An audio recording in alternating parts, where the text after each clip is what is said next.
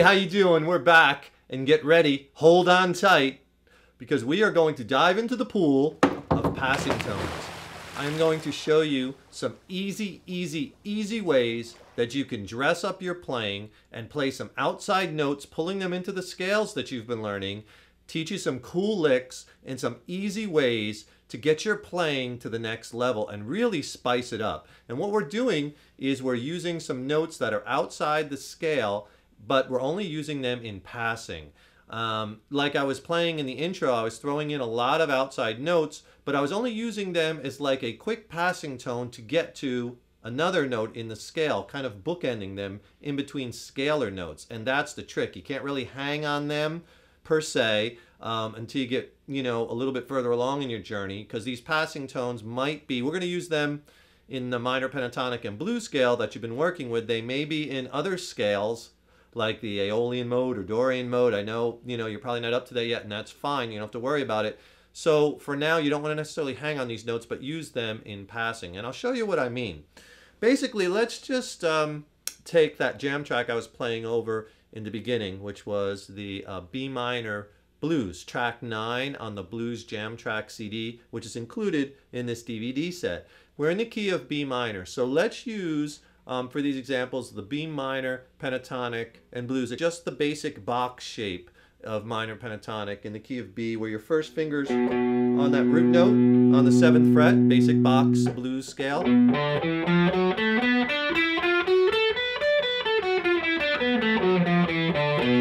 Right? Now, as you know, probably from watching the lesson on the notes on the neck, there's 12 notes in Western music, okay? 12, that's it. And in this pentatonic scale, if it's just minor pentatonic, you're only using 5 of those notes, right? Penta, 5. We add the blues note, like we're doing here, that's 6 notes. So we're using 6 notes out of 12.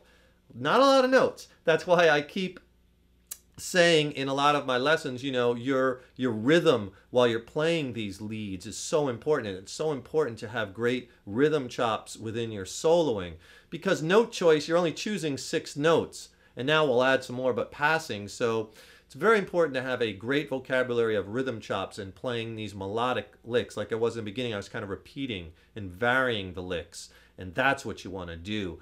Create that repeated melody for the listener to grab onto within your lead playing. Very important. So within this basic blues box, we're playing 6 notes. The other 6 notes we are going to add in. And we're going to add those in passing. And we're going to use them as like 8th note passing tones to slide off from. And it's such an easy way to add interest to your playing, right? So we're playing every note across the 7th fret on all the strings in this box shape, right? So let's pull in the note behind that on the 6th fret and pull it into the scale and use it in passing. Like this, for instance, we'll take this G sharp note, which really doesn't sound necessarily that great over the B minor chord. It's kind of jarring, but when you add it in passing, so we're going to add it like an 8th note, 1 and you heard me do that in the intro when I played this lick. Right? See how I grab that note? So your ear hears that outside, but it's not long enough for your ear to hear the dissonance. Like if I was to hold that note over that chord, your ear would hear it, and you'd be like, ooh, that's kind of rough. But using it in passing, we could use all those notes and they sound awesome, because you hear something, that outside something, but you're pulling it into the scale. So whenever you have a note that's a half step below or above that's outside, pass through it to the next note. But just remember, don't hang on it or don't bend to it, don't bend on it or anything like that. Just pass through it and try it and you'll be so surprised. I was playing that lick a lot too. Right?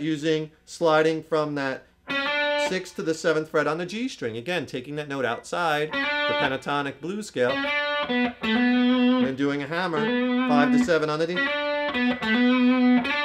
And then you can do it twice. And you see how I'm adding in these passing notes. Do it on the high E string. I'm taking, again, that 6th to the 7th fret. And then going to the A note on that 10th fret of the B string.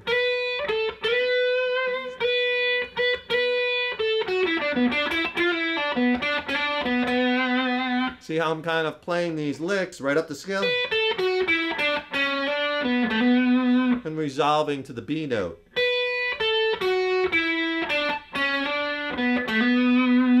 Right? You can even start that with a passing.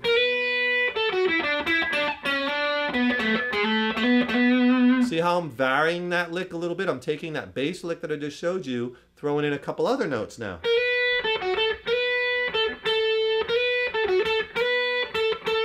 See, I'm creating a melody using that passing tone.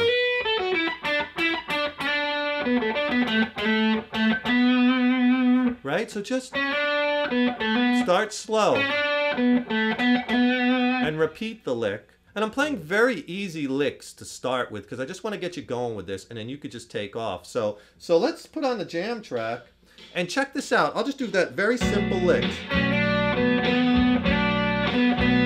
that passing?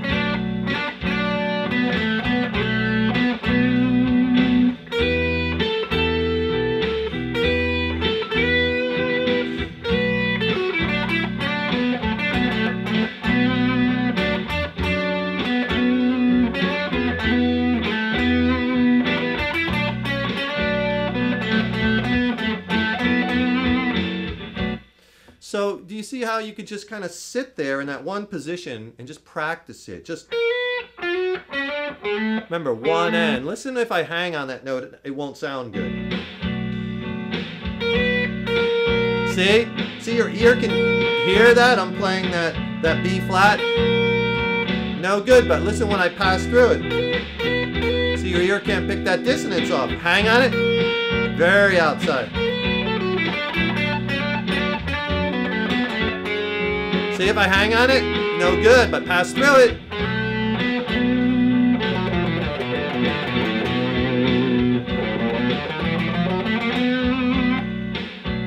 What did I do there? I added a passing tone between every note as I climbed up that expanded scale. Here was that lick.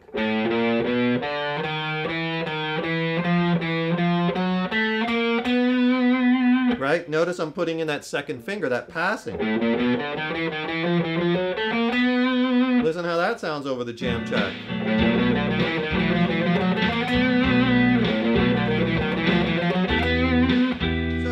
So it's such a simple, easy, and fun way to create cool, killer sounding licks. Let me show you a few more licks using that passing tone.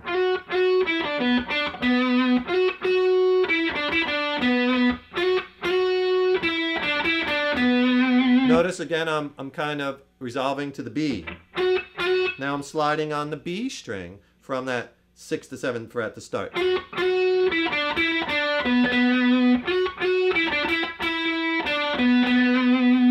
Take that lick, mess with it, and vary it. You could do another one, a hammer and pull lick.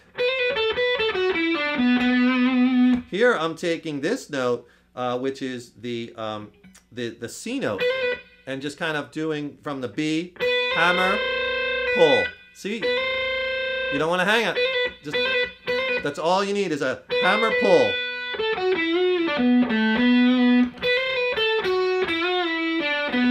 Here I bend to the blue note and end on the root note.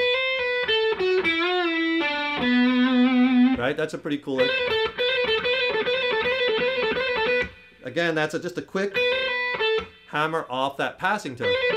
And then I end on the A note, 10th fret on the B string. Work up the speed, and that's kind of a cool...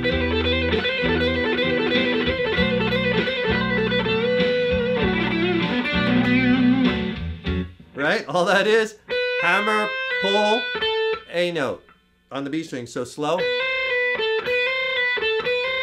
And then work up the speed.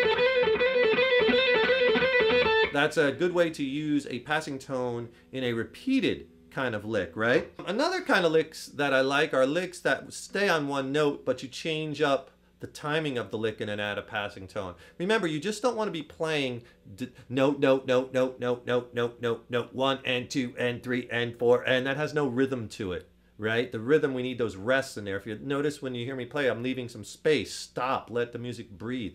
Very important. So I was doing a lick like this.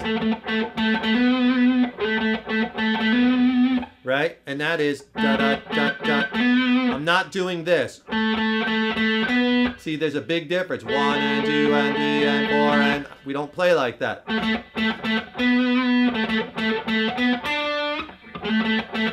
Now notice I'll slide into it on the passing tone. Ba-da-ba-ba-ba, ba-da-ba-ba-ba. Choppy, right? With a little bit mix up in the timing. So you're putting a little pause. Leave out an eighth note.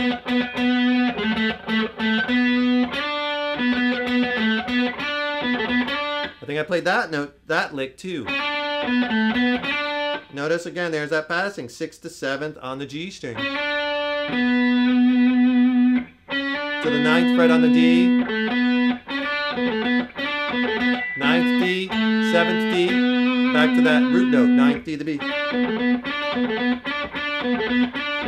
Do it once, then do it twice. Let's see how those sound over the track.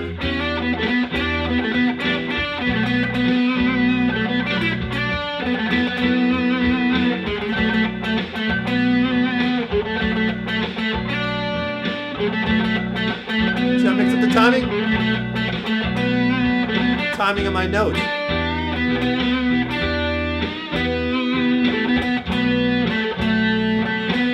Go back to the lick.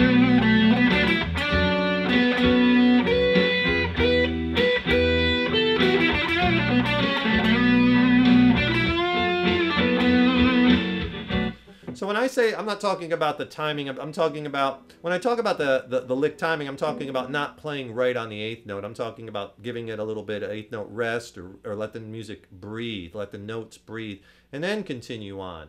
But these passing notes are so cool. So, you know, I want you to experiment with them, have fun. You're going to make some mistakes, and you'll find yourself landing on them every now and then. You'll be like, ooh, that sounds pretty out there. But take your time, put on this jam track, and just get lost in it. And just stay in that basic box shape, or the expanded shape like we did in this lesson, and then blast it over the other shapes, right? And then try it over some of the different jam tracks in different keys, right? Because you want to be able to play in different keys, and you want to be able to solo no matter where you are on the neck, in any position, and in any key over any track. That's the goal, right?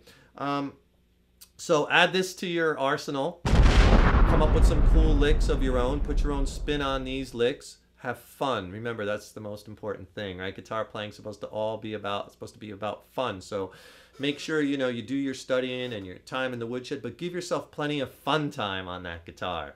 It's a party here at Next Level Guitar. And I will see you in the next lesson. Rock on.